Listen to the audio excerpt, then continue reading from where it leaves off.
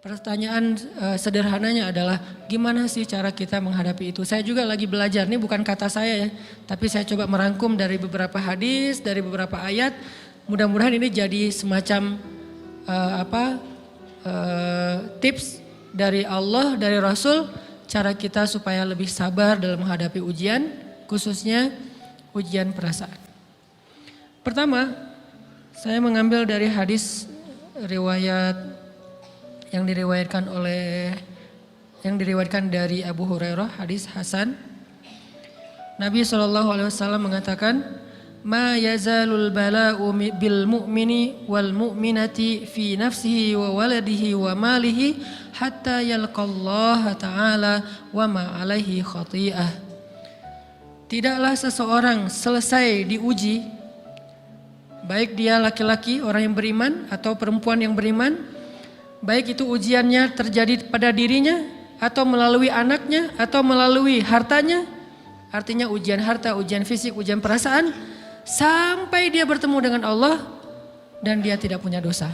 Apa maksud dari hadis ini? Ujian itu tidak akan berakhir kecuali kalau dosa kita sudah habis. Allah akan menguji kita terus untuk membersihkan diri kita dari dosa. Sehingga yang harus kita coba bangun awareness dalam diri kita kalau lagi diuji, Allah pengen membersihkan dosa saya nih. Sehingga kita ridho dengan ujian, bukan ikhlas ya. Kalau ikhlas ibadah, kalau ujian ridho, rela. Saya ridho ya Allah walaupun ini berat. Saya ridho ya Allah walaupun saya berharap Engkau beri jalan keluar. Saya ridho ya Allah walaupun saya berharap ditolong oleh Allah. Tapi tetap ridho diberikan ujian itu. Sambil berdoa diberikan jalan keluar, ditolong, diberikan keajaiban. Cuman gak mau mengeluh. Dan berdoa meminta jalan keluar bukan mengeluh, itu ibadah. Berdoa itu ibadah dalam Islam. Sehingga Allah suka banget sama hamba yang berdoa. Allah suka dengan hamba yang curhat. Nabi itu kalau lagi curhat, doanya aja bisa berjam-jam cuma doa doang tuh. Kayak hadis Aisyah pas lagi cemburu malam-malam kan. Aisyah lagi tidur, ini jatah malamnya Aisyah. Tiba-tiba dia nyari-nyari raba-raba, Nabi gak ada, dicari di kamar mandi gak ada. Biasanya Nabi sholat di sebelah Aisyah. Wah curiga nih, jangan-jangan ke rumah si fulan. Dicari ke rumahnya, ditelepon gak aktif, mungkin lagi dicas, datang ke rumahnya. Ketuk pintu. Hafsah, Nabi di rumah kamu enggak? Enggak Aisyah, beneran. Cari ke rumah Sofia. Sofia, Nabi di sini enggak? Enggak, beneran. Cari ke rumah Maria. Maria di sini enggak Nabi? Enggak. Kemana ya Nabi? Rumah istri-istri yang lain gak ada. Pas balik ke rumahnya, ngelewat masjid, ngelihat Nabi lagi sujud di Masjid Nabawi, di mihrab. Dan Aisyah mendengar Nabi menangis sambil berdoa. Dan sujudnya itu seperti membaca 1 juz Al-Quran. Dan itu isinya doa nangis. Robbi. Jadi kalau kita katakan gak usah banyak berdoa sama Allah, malu. Justru Allah suka kepada hamba yang berdoa. Justru sebaliknya kalau kita jarang berdoa atau enggan berdoa, buat Allah itu orang sombong. Allah gak suka hamba kayak gitu.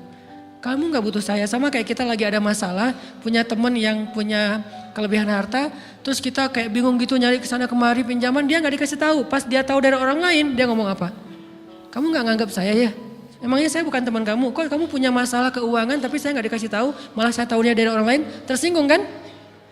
Kalau teman kita aja tersinggung, apalagi Allah. Kamu punya masalah kok gak ngomong ke saya, wahai hambaku, bukan berarti Allah gak tahu, Allah tahu, cuman Allah berhak, bukan ingin ya, berhak untuk dilibatkan. Allah berhak untuk dicurhatin, Allah berhak untuk dijadikan tempat kita untuk habis-habisan menangis dan melampiaskan masalah kita kepada Allah dalam bentuk curhat-curhat dan doa. Sehingga kalau kita berdoa, ya Rabbi, Allah langsung inni qarib, mendekat Allah kepada kita. Jadi teman-teman yang dirahmati Allah, kalau kita punya masalah, kita coba bangun awareness, oh Allah pengen membersihkan dosa-dosa saya nih. Terus kita berdoa, ya Allah bantu saya, ya Allah tolonglah saya, istighfar. Saya kadang-kadang ngerasa nih, kalau ada dosa, ada kesalahan, ada kekeliruan yang saya lakukan misalnya gitu. Kalau saya nggak kuat istighfarnya, bentar lagi akan diuji sama Allah. Ujiannya macam-macam, alhamdulillahnya ujiannya masih ketahan.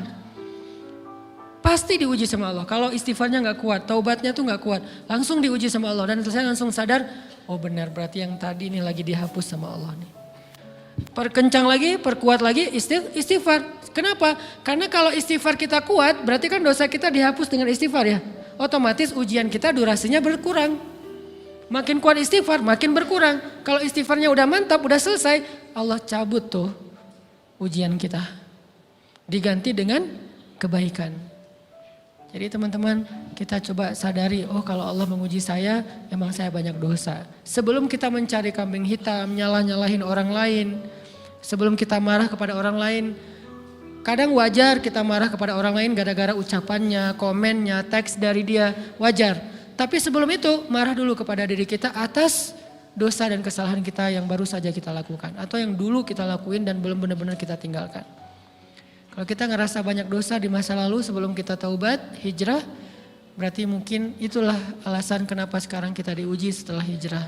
Kenapa agak-agak harus jungkir balik setelah kita hijrah. Kenapa harus sedikit berdarah-darah setelah kita hijrah. Anggap aja itu untuk mengkifarat, membersihkan dosa-dosa kita yang telah lalu. Supaya apa? Supaya kalau kita pulang kepada Allah, kita pulang dalam keadaan bersih. Dan itu pasti akan menjadi orang yang paling beruntung. Daripada nanti diberesin di akhirat, mending diberesin di dunia kan. Soalnya kalau diberesin di akhirat itu lebih berat. Akhirat itu perlakuannya beda dengan di dunia. Di dunia kalau kita salah akan dibalas oleh Allah. Kalau kita belum taubat, dibalas oleh Allah sama. Tapi di akhirat ukurannya beda. Sehingga heran ya, kalau ada orang yang merasa beruntung lolos dari hukuman dunia, dia pikir dia udah lolos dari hukuman Allah. Mending dia beresin deh di dunia daripada nanti di akhir berlarut-larut. Itu bahaya banget. Kalau buat saya pribadi dan saya yakin teman-teman juga kayak gitu, gak mau ada masalah di akhirat, mending masalah di dunia aja. Tapi masalah di dunia juga kita gak mau berlarut-larut, pengen cepat dimudahin sama Allah. Caranya istighfar. Tidaklah Allah memberikan kepada kita ujian kecuali salah satu alasannya pengen menghapuskan dosa. Idza kathurat dzunubul 'abdi walam yakun lahu min amalin liyukaffiraha fabtalahu Allahu bil hazan liyukaffiraha. Kalau seorang hamba banyak dosa dan dia enggak cukup amal untuk mengkifarat dosa-dosanya, Allah akan menguji dia dengan rasa sedih, dengan rasa kecewa, dengan rasa berat, sakit hati untuk mengkifarat dosa-dosanya. Itu yang kita bangun, sehingga kalau ada masalah sama orang lain, kita memperbaiki diri dulu. Bukan sibuk dengan kesalahan dia terus menerus yang gak mau kita maafin. Misalnya ada teman kita nih, jadi clash sama kita. Hal pertama yang kita bangun, astagfirullahaladzim saya banyak dosa nih. Tapi kan yang salah dia, ya tapi mungkin dia gak akan mengatakan kalimat itu, gak akan bersikap kayak gitu kalau kita gak punya dosa. Allah sengaja mengutus dia untuk menguji kita lewat kata-katanya, lewat perilakunya, karena kita punya dosa. Jadi penyebab pertama diuji itu bukan teman kita yang salah, itu penyebab kedua. Memang dia salah dan itu harus kita akui, realistis lah. Dia salah, dia gak pas, dia gak bijak, dia apa. Oke, tapi yang mentakdirkan dia salah kepada kita, Allah Subhanahu Wa Taala. Kenapa Allah takdirkan gitu? Karena kita masih punya banyak dosa. Allah kirim kita ujian, bisa manusia, bisa alam, bisa dalam diri kita sendiri. Itu semuanya adalah cara Allah untuk menguji kita dan membersihkan dosa-dosa kita. Ini yang kita bangun pertama. Yang kedua, kata Nabi di dalam hadis Bukhari, "May yuridillahu bihi khairan." Yang terkenal kan yufaqihu fiddin, itu yang terkenal. Ternyata ada dua modelnya. Ada may yuridillahu bihi khairan yufaqihu fiddin. Siapa yang Allah pengen kasih dia kebaikan kebaikan, Allah akan buat dia mengerti halal dan haram. Itu berarti Allah sayang sama dia. Ini satu model hadis. Ada model yang kedua, mirip redaksinya. May yuridillahu bihi khairan yusib min. Hadis Bukhari. Siapa yang Allah pengen ngasih dia kebaikan, Allah uji. Hah? Kok gitu caranya? Ternyata kayak gitu rahasianya. May yuridillahu bihi khairan, may yuridillahu bihi khairan, siapa yang Allah pengen ngasih dia kebaikan, Allah kasih dia musibah atau ujian. Kenapa bisa seperti itu Ustaz?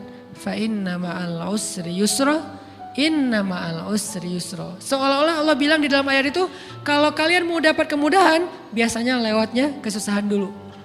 Kalau kalian pengen dapat keberuntungan, biasanya dapatnya kerugian dulu. Tapi keberuntungan dan kerugiannya pasti gak sebanding. Keberuntungannya jauh lebih besar daripada kerugiannya. Kerugian itu kayak modal doang, DP. Jadi kalau kita mau dapat kejutan dari Allah, Allah kasih kita DP. DP-nya apa? Ujian, DP-nya musibah, DP-nya rasa gak nyaman. Itu DP tuh. DP terhadap apa? DP dari Allah terhadap hadiah-hadiah besar yang Allah pengen ngasih ke kita setelahnya. Cuman banyak orang yang menolak DP ini. Sama kayak kita misalnya. Kalau kita mau ngasih dia hadiah, kita kasih dia kayak kejutan dulu. Dia lagi ulang tahun nih, disiram air dulu. Setelah itu dikasih hadiah-hadiah yang mahal. Rela gak disiram air demi hadiah? Rela, udah siramin lagi aja. Kalau setelahnya ada hadiah. Yang kita gak rela, kalau setelah disiram, disuruh bersih-bersih sendiri dan gak dikasih apa-apa, kan gak rela tuh. Berarti ini bab iman. Yakin gak kalau Allah tetap ngasih hadiah?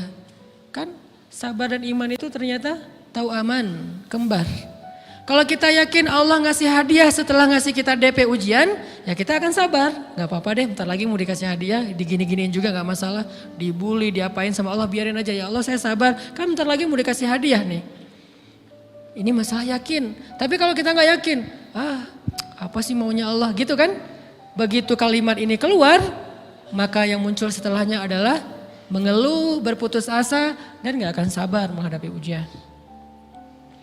Ujian, kata Nabi, may yuridillahu bihi khairan, siapa yang Allah pengen kasih hadiah, siapa yang Allah pengen kasih kejutan, siapa yang Allah pengen kasih pertolongan, siapa yang Allah pengen kasih kebaikan, yusib min, Allah akan uji dia dulu. Ini sunnatullah, sehingga kalau kita lagi diuji, yang kita lihat jangan ujiannya, apa setelah itu. Gimana ngelihatnya Ustaz gak kelihatan? Dengan mata hati. Istafti qalbak, tanya kepada hatimu, kelihatan gak? Dengan mata hati. Gimana ngelihat dengan mata hati? Dengan iman, saya percaya Allah pasti ngasih kebaikan setelah ini. Orang Allah sendiri yang ngomong, gak ada satu huruf pun di Al-Quran yang salah. Apalagi satu ayat, apalagi dua ayat. Fa inna ma'al usri yusra, ditegesin lagi. Inna ma'al usri yusra. Tapi usr dulu, baru yusr. Dikasih kesusahan sedikit, dikasih kemudahan yang banyak. Dikasih kesusahan sedikit, dikasih kemudahan yang banyak. Ini yang kita coba bangun tajdidul iman. Bangun memperbaharui yakin. Sehingga ketika kita diuji, sedih, wajar.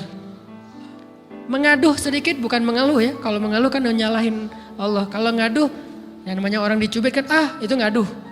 Tapi kalau apa sih maunya Allah? Nah itu ngeluh. Antara mengadu dengan mengeluh berbeda. Mengaduh itu manusiawi. Sedih itu manusiawi. Air mata bahkan bukan hanya manusiawi, itu rahmat dari Allah. Orang yang gak bisa menangis itu yang bahaya. Kalau kita masih bisa menangis, berarti kita masih peka hatinya. Bukankah anak kecil paling sering menangis? Berarti hatinya peka. Siapa lagi selain anak kecil yang paling sering menangis? Cewek. Cowok itu emang gak punya perasaan, makanya jarang nangis. Cewek dikit-dikit nangis, jangan bilang, cemen banget sih nangis, cengeng apa. Enggak, karena dia perasaannya lebih peka dari kita. Itulah kenapa Allah menitipkan bayi kepada perempuan. Kalau dititipin ke laki-laki hancur.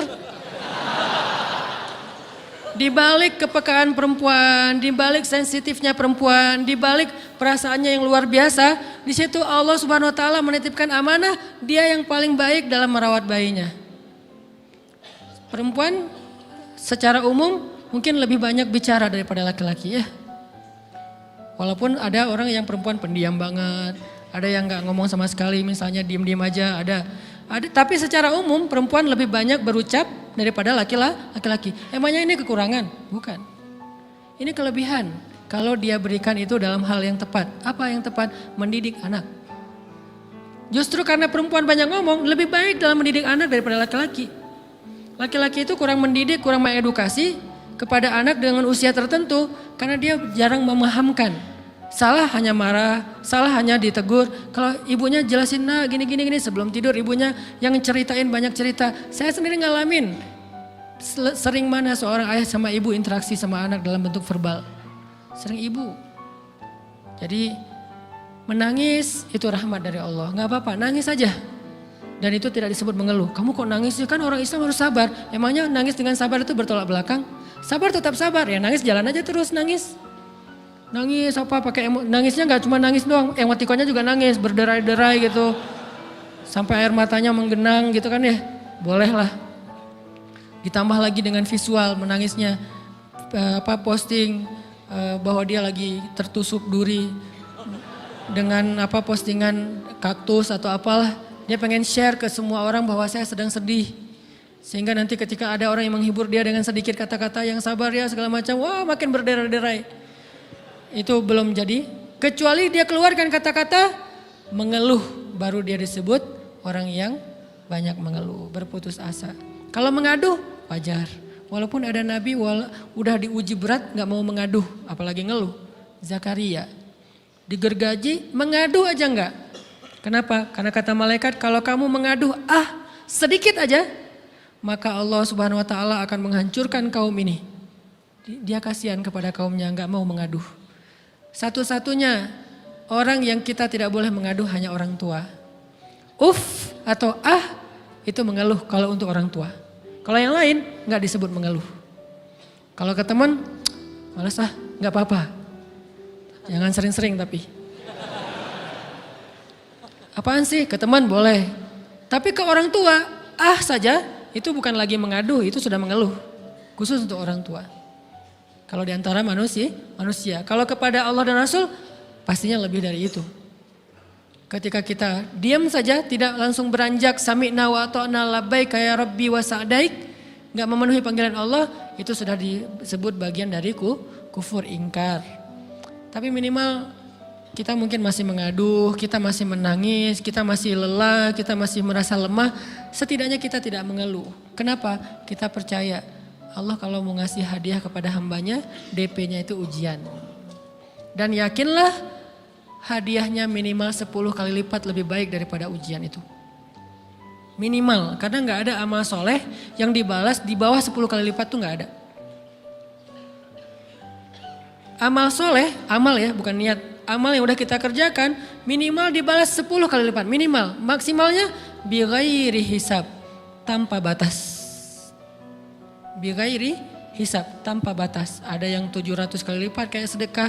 Tapi tetap aja ayat sedekah di akhirnya ujung-ujungnya apa? Bighairi hisab juga kan? Berarti sedekah itu minimal dibalas 700 kali lipat. Minimal. Kalau kita yakin. Selalu syaratnya kalau kita yakin. Dan saya ngebuktiin itu banget. Saya pernah ngalamin lagi jalan-jalan di sebuah kota yang ada becak kayuhnya, becak sepeda gitu ya. Jalan terus saya bilang, Pak berapa ongkosnya? 20.000. Udah naik aja 20.000. Karena kita keliling-keliling kota, ternyata saya jadi kasihan sama dia 20.000. Kasihan kan 20.000 dibayar keliling kota walaupun pas mampir beberapa tempat mungkin dia dapat tips ya. Tapi saya nggak tega gitu, dia cerita tentang anaknya lagi sekolah, apa segala macam, makin bikin baper kan. Pas selesai, saya kasih dia 100.000. Dari 20.000 dikasih 100.000 karena kasihan. Dan saya yakin, nggak mungkin sedekah itu sia-sia. Kan Nabi bersumpah kan, demi zat yang jiwaku di dalam genggamannya, tidak berkurang harta karena sedekah. Demi Allah kata Nabi, nggak berkurang harta karena sedekah. Berkurang harta karena belanja? Ya. Berkurang harta karena pacaran? Banget. Modal banget kan? Apalagi buat cowok. Tapi berkurang harta karena sedekah? Gak mungkin kata Nabi. Demi Allah gak berkurang harta karena sedekah.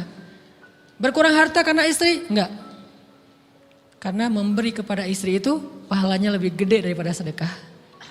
Makanya ngemodalin pacaran setelah nikah itu tumbuh berkah. Modal pacaran sebelum nikah itu apes. Jadi kalau pengen modal nih, ngemodalin cewek, traktir, ngapa-ngapain, bayarin, jangan sebelum nikah. Sebelum nikah jadi orang pelit aja, nggak apa-apa. Tapi setelah nikah, jor-joran ngasih, apalagi yang, bayarin semuanya. Kenapa? Pahalanya lebih gede daripada sedekah. Bahkan lebih gede daripada infak fi sabilillah. Seorang suami memberi nafkah istri, itu pahalanya terkadang lebih besar daripada kita berinfak untuk fi sabilillah, untuk korban perang. Saya heran kalau ada orang sedekahnya rajin tapi ke istrinya kikir, aneh, berarti dia gak ngerti konsep. Padahal memberi kepada istri itu selama itu kebutuhan pokok ya, dan sedikit entertain, nggak apa-apa asal nggak berlebihan, itu luar biasa. Makanya saya kalau jalan sama istri yang yang mana? Itu yang Onit suka. Oh ya, Onit suka. Kasih aja. Kenapa? Minta ini. Kasih. Selama ada kan kenapa nggak dikasih kan ya? Nanti Allah ganti. Makin rajin kita ngebayarin istri kita, ngebelanjain istri kita, makin Allah ngasih yang kita nggak pernah duga-duga. Sampai istri kita cemburu sama kita. Kok kamu duitnya banyak banget sih? Kan gara-gara aku sering ngasih ke kamu. Ya udah sini lain lagi. Mau ditransfer berapa gitu kan ya. Saya ngasih 100.000 ke si bapak. Dan saya yakin teman-teman sedekahnya pasti lebih dari itu karena 100.000 saya sebut. Kalau 1 juta ke atas saya nggak mau nyebut, malu dong, ria ya.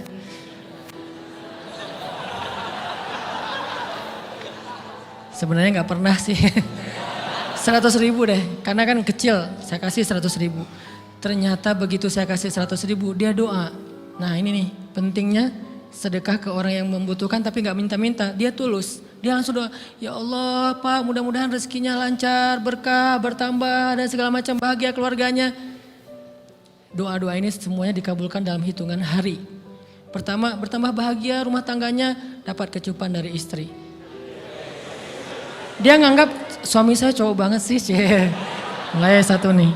2, demi Allah selang 15 jam kalau nggak salah karena waktu itu malam, besok paginya ada orang yang ngejar-ngejar saya pengen ngasih hadiah. Ustadz saya pengen ketemu Ustadz. Maaf saya nggak bisa ketemu sekarang, lagi rush, lagi tight schedule gitu-gitulah, sok-sok gaya nggak jelas gitu ya. Terus Ustadz saya pengen banget ketemu, dia nggak ngomong pengen ketemu apa. Kalau dia bilang mau ngasih duit kan langsung saya prioritaskan kan ya. Berhubung dia nggak ngomong, ya udahlah. Saya sosok jual mahal gitu, tapi yang namanya rezeki kan gimana kita tolak dia datang kan.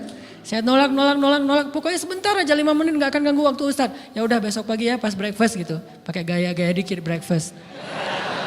Pas breakfast, oh ya siap Ustadz, jam berapa? Jam 8, udah janjian jam 8. Mungkin orangnya nih dengar live streaming, Pak jazakumullah khair jaza. Makasih banyak, mudah-mudahan Allah tambahkan rezekinya. Terus beliau besok mau flight ke luar kota jam 8. Akhirnya ngubungin lagi malamnya, Pak Ustadz maaf gak bisa ketemu besok. Karena saya jam 8 itu jadwal terbang. Oh ya udah gak apa-apa, seneng dong saya gak jadi ketemu kan. Tahu gitu kan nyesel saya tuh, seneng. Besok pagi jam 6, Pak Ustadz alhamdulillah ternyata penerbangan saya di delay ke jam 11. Allah delay penerbangannya demi ngasih rezeki buat saya. Kan luar biasa kan. Nah, ini hikmah kepedean saya, kegeeran kepada Allah gitu. Di delay demi saya. Kan kadang-kadang GR ya di depan Allah ya. Robbi akroman kan gitu ayatnya. Allah memuliakan saya dengan istighfar tetap. Akhirnya saya bisa ketemu Ustadz. Saya nggak baca WA-nya. Terlambat baca, baru baca jam 8. Dia udah mulai agak putus asa. Kayaknya udah gak mungkin ketemu nih. Jam 8 pas saya baca, ternyata orangnya nggak di delay. Ya udah saya balas, ya udah sekarang saya tunggu ya jam 9, maaf cuma sebentar. Nggak apa-apa Ustadz 5 menit. Datang dia. Datang ngasih apa coba? Ngasih duit 200 juta. Demi Allah. Cuman berselang beberapa jam, saya tolak-tolak. Tahu gitu Pak, datang malam ini aja.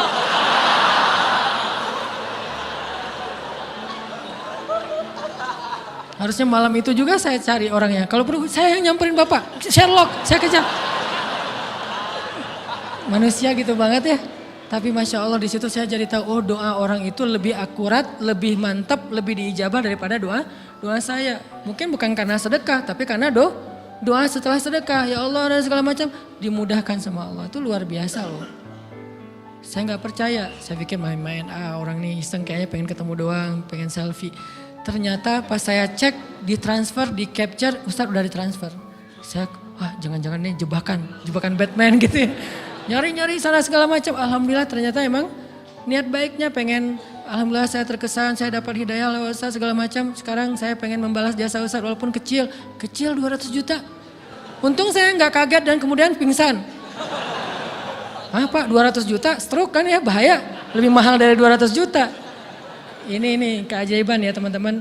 Jadi kita tuh, saya kan sering bilang keajaiban itu terjadi tergantung tingkat iman. Bukan saya udah soleh banget enggak. Saya belajar terus untuk yakin deh sama Allah. Modal kita tuh kan gini sebetulnya kan. Duit kita tuh banyak loh teman-teman. Cuman gak disimpan di bank, gak disimpan di saku. Disimpannya di sisi Allah. Bedanya apa sih? Kenapa kita kalau disimpan di bank tenang? Saya lagi punya duit banyak dari 100 juta. Di mana? Di bank. Aman. Kenapa kalau disimpan di saku aman, tenang? Kenapa kalau disimpan Allah nggak tenang? Kenapa kalau disimpan di Allah kita bilang nggak punya duit? Ini kan nggak fair sama Allah. Nggak punya duit nih. Siapa bilang nggak punya duit? Kan ada Allah. Tinggal minta sama Allah. Tapi nggak ada wujudnya. Tapi kan ada janjinya. Bukankah janji Allah lebih kuat daripada wujud? Bukankah iman harusnya lebih mantap daripada sesuatu yang konkret yang kita lihat? Ada duitnya di sisi Allah. Kenapa nggak dikasih? Karena kita belum butuh. Kalau kita yakin duit kita itu ada di Allah, tapi dikasihnya pas kita butuh. Begitu butuh ya Allah, langsung dikasih sama Allah. Itu banget benar-benar terjadi dalam kehidupan kita. Pasti kayak gitu. Tingkat tergantung kita yakin apa enggak. Nih kalau Allah bilang, "May yuridillahu bihi khairan", Allah kalau pengen ngasih hadiah kepada seorang hamba, Allah kalau pengen ngasih kejutan kepada seorang hamba, yusib. Allah kasih dia ujian sedikit aja. وَلَنَبْلُوَنَّكُمْ بِشَيْءٍ sedikit bisyai'im minal khawf wal ju' wa naqsim minal amwal wal anfus wath thamarat wa basyiris sabirin. Kami uji sedikit aja dengan rasa lapar, dengan rasa takut, dengan sedikit kekurangan ini dan itu, sedikit. Tapi wabasyiris sabirin, sampaikan kejutan kepada orang yang bersabar. Sampaikan kejutan kepada orang bersabar. Jadi bisa dibilang kejutan-kejutan hidup kita itu munculnya dengan iman dan sabar. Dengan iman dan sabar. Iman artinya yakin, husnuzon sama Allah. Ana inda dhanni abdi bi. Aku tergantung prasangka hambaku kepadaku.